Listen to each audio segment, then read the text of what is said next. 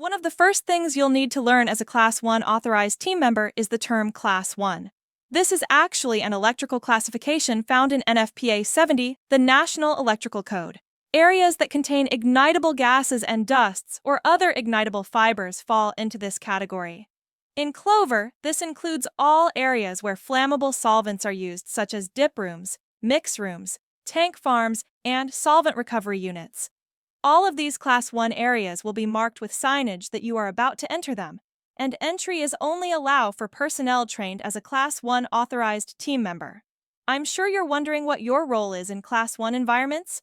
Mostly it's helping to prevent Clover's most undesirable elements. These elements include rogue electricity, flash fires, and explosions. Each of them remains a constant threat to the Clover Class 1 areas. Let's take a closer look at each of these undesirable elements. Electricity is used to power many pieces of equipment in all of the Class 1 areas. What's unique about Class 1 areas is that they have the potential for highly flammable atmospheres, and electricity, when not tightly controlled, can be a source of spark.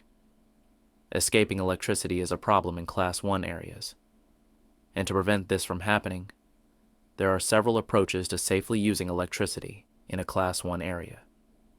It starts with the installed equipment.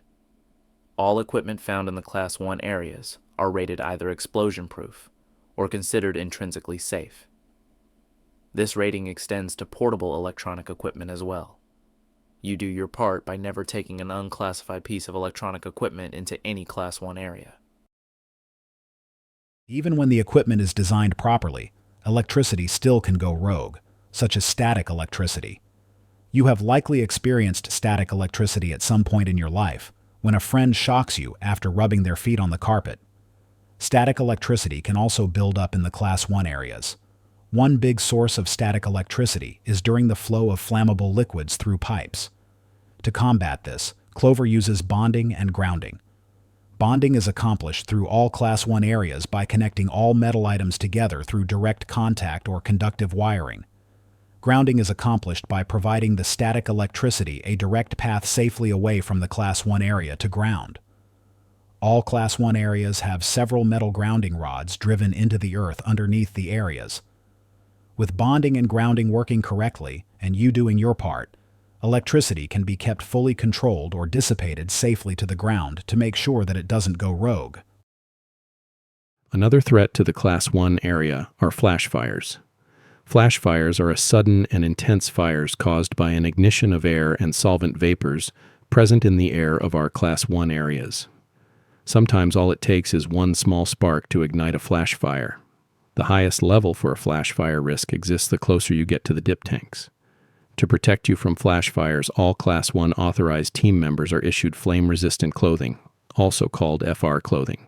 FR clothing is designed to protect you in case flash fires ever materialize in the Class 1 areas. Your role is to be certain that you have FR clothing worn in Class 1 areas, but also be certain the FR clothing is in good condition with no rips or tears.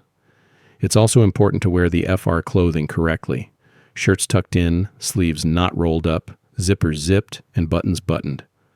FR clothing will protect you from burns when worn correctly in the event of a fire. Of course, the ultimate goal for all Class 1 authorized team members, and the site, is to never have flash fires at all. To do this, several measures need to be followed. All hand tools used in Class 1 areas must be non-sparking.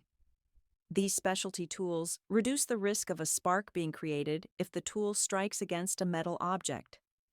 Several installations in various Class 1 areas are made of spark-resistant materials. Examples include pneumatic or air-powered tools. However, sometimes a hot work such as welding or grinding must occur in the Class 1 areas, or even bringing non-intrinsically safe or spark-producing tools. These situations can only be done if absolutely necessary, and it requires special preparations of the Class 1 area before the hot work can begin. These situations are managed, and the Class 1 areas prepared by trained and qualified people. All Class 1 areas are equipped with fire alarms and fire suppression to protect Class 1 areas.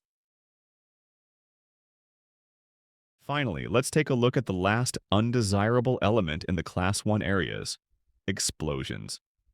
This risk is nearly invisible until it's too late. The minimum amount of flammable material needed to support an explosion is called the lower explosive limit, or LEL. This is a crucial safety concept. Think of LEL this way. If the concentration of flammable gas is below the LEL, there isn't enough fuel to support combustion. It's considered too lean of a mixture, similar to an engine that won't start because it has too little fuel. The Clover dip rooms typically operate in the 8 to 12% LEL range. Measurements and studies conducted in Clover's Class 1 areas indicate that it's nearly impossible to reach 100% LEL even during worst-case scenarios. Clover also has two very useful weapons to eliminate explosions, the first being Process Safety Management, or PSM. This specific program focuses on taking all needed measures to prevent catastrophic events such as explosions.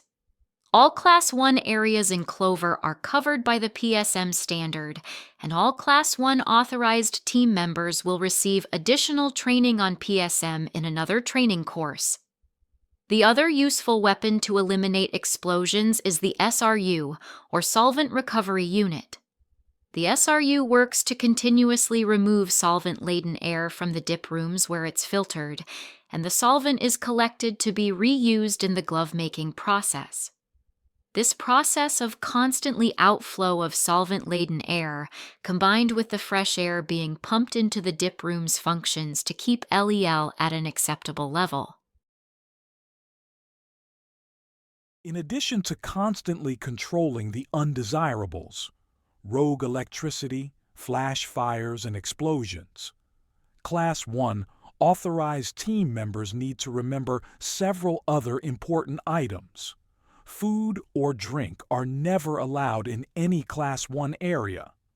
The solvent can penetrate food and drink, and ingesting it is a hazard none of us want. Remember, no food or drink in any Class 1 area.